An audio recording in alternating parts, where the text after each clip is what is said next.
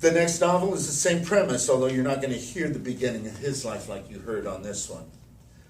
This next novel is called War On Repose. I may call it In Repose, we were just discussing that. It has to do with the fact that in the military, I joined the Navy so I wouldn't have to go to Vietnam, but I didn't know what the jobs were, and when I joined, they tested me, and I had done some volunteer work as a teenager in General Hospital, and so they said, you're going to be a corpsman. And I didn't know that the Marines didn't have corpsmen, that I was the corpsman. I was the field medic. So literally 10 months after I joined the Navy, I was in the jungles of Vietnam. I spent most of my time, luckily, on a ship called the USS Repose, auxiliary ship, hospital ship number 16. There were two of those kinds of ships. The other one was the USS Sanctuary, but we were on station most of the time by ourselves. So we're going to pick the story up in chapter 3. The child has already gone through high school and realized who he is, and now chapter 3 is entitled, You're in the Navy Now.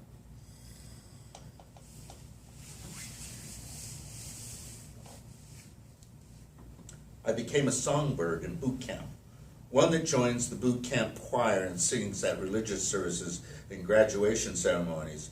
On the first day, my company commander ordered us not to join. I don't want any goddamn songbirds in my unit. Got that? Men, got that?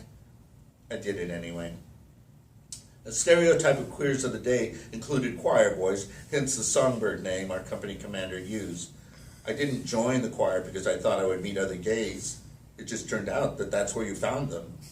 Kip Russell was a boy from Chicago that was in the tenor section with me. I immediately spotted him as gay and saddled up to him. Were you in the choir in high school? Yeah, I was, said Kip. I really liked it, and I got to be in a place where I could be comfortable. I didn't acknowledge that signal he was trying to give me about being gay. Danger lurked everywhere in boot camp. Even the civilian choir director was gay. We were all so young, and self-identifying would not come into vogue for decades. I noted others like Kip that held my eyes for just that little moment longer than normal. I stayed clear of them. But I needed someone, so Kip was my boot camp gay pal without confirming it. The choir was really good. The level of singing was high. The director tested each of us for the various parts. Harmony and tone that he combined made us sound like a professional chorus, which in reality we were. We performed all the different religious services. There were also events to lift morale that we performed at. In the evening, after our normal boot camp activities, the choir would march around the parade ground next to the various barracks singing Anchors Aweigh. Gives me chills. We start off humming the tune in unison. It's not in the book, but I'm going to do it. Then gradually we opened our mouths wide and sang our parts with a full-throated ah. Ah, ah, ah. Then we'd break into the words for the third round of the melody. Anchors aweigh, my boys, anchors aweigh. Farewell to college joys, we sail at the break of day. Through our last night, our shore, drink to the foam, until we meet once more. Here's wishing you a happy voyage home. It was beautiful, and I became emotional every time we sang it. Listen up, men. The Navy, in its infinite wisdom, has just announced that boot camp is being shortened to 9 weeks. The Vietnam War is pumping up, and men are needed, so the rush on all services is to get boots out and doing jobs. As our company commander spoke these words, we all sat like puppies, just lapping up whatever they said to us, not understanding exactly what it all meant. 9 weeks. I was 17, and I thought that amount of time was huge. We'd arrived late at Naval Training Center. I learned the concept of hurry up and wait that first day. While I had reported for my bus early in the morning, we actually spent most of the day at the recruiting center in downtown Los Angeles.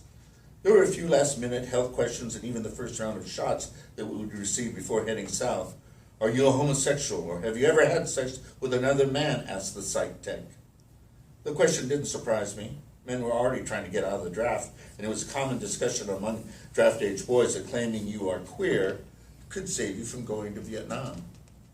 Although that was usually followed by howls of "no way" or "I don't want no one to write down I'm queer," so horrible the label, and by extension the person, that all the young men I talked to about the draft would rather die in Nam than get pegged a queer.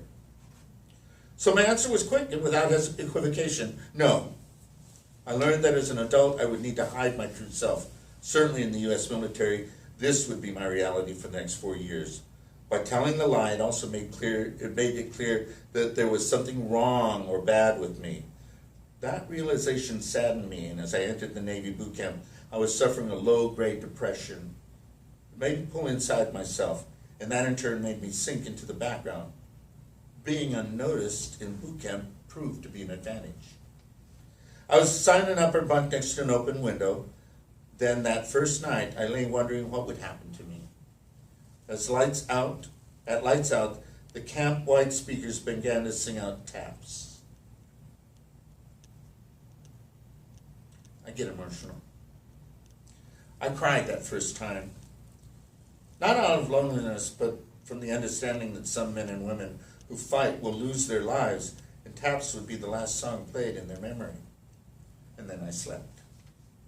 The next day, the company commander passed out books called the Blue Jackets Manual, and I was supposed to memorize just about everything in that damn book, beginning with the Sailor's Creed. The text of this oath states I will defend our country, obey orders, and become a sailor in the tradition of victory at sea. The myth and reality are the same, and it starts by swearing to its ideals. Oh, and I had to commit to excellence. My lack of study habits became a serious problem in achieving that excellence. In the military, there are expectations to perform. You're tested on everything, and you have to pass those tests. There are consequences, too. Punishments like latrine duty or all-night tutoring sessions with your company commander. There was nothing else to do but study and memorize. Despite my handicap, I learned everything they threw at me. Sailor knots, check. Marching, drill exercises with rifle, check. Rowing, boxing, firefighting school, check, check, check. So I escaped the fuck-up treatment. I grew happy in this world of men. When we first arrived, Boots spent a week on an island, isolated from the main training center, quarantined to ensure diseases like hepatitis or flu didn't get brought into the main camp population. On the fourth night, our company commander came into our barracks for a bull session, which are off-hours talks, but these talks were every bit the same as Morse code training. These gatherings were used to make us part of the brotherhood. Ship life was talked about informally, and the use of humor and myth telling as part of this indoctrination. Sex hadn't occurred to me at this point. So much was being pushed at us, both physically and mentally. But as we moved further into military life, the officers knew that would change. So the night before we moved off the island and into general boot camp training, the chief and our company commander came in one evening to shoot the shit with us. Men, we all know a way of stopping that mess of a wet dream is to just take care of it yourself every once in a while. Genial laughing rippled through the company. So these things will come up as you become more comfortable here at boot camp. I need to caution you on one thing. I could feel the collective leaning in of everyone in the company. We all know a strange hand down there makes it feel better when we take charge of these things. More laughter.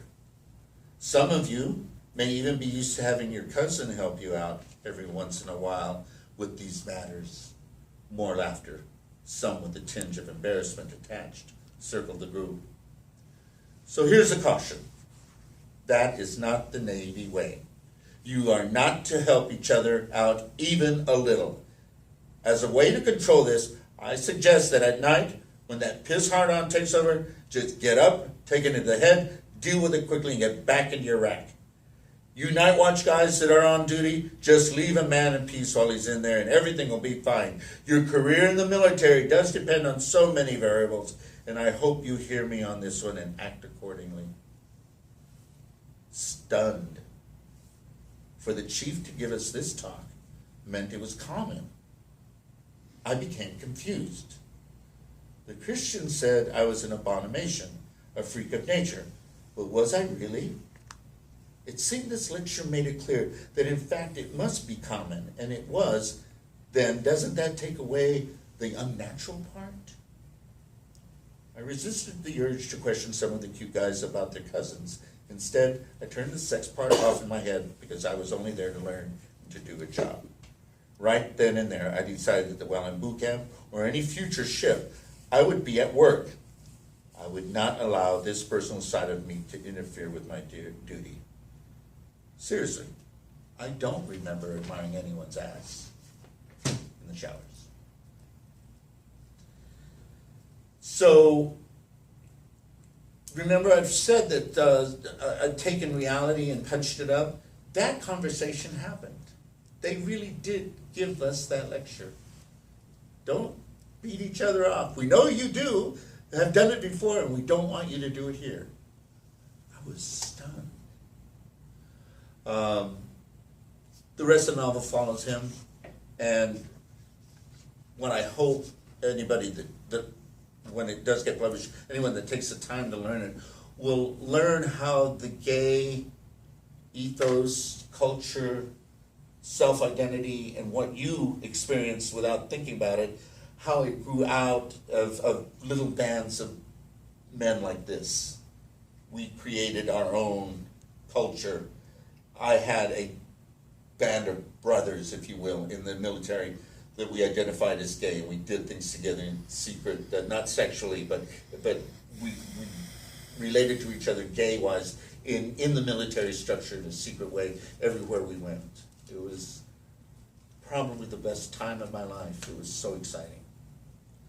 And I hope that I've gotten it across in the novel.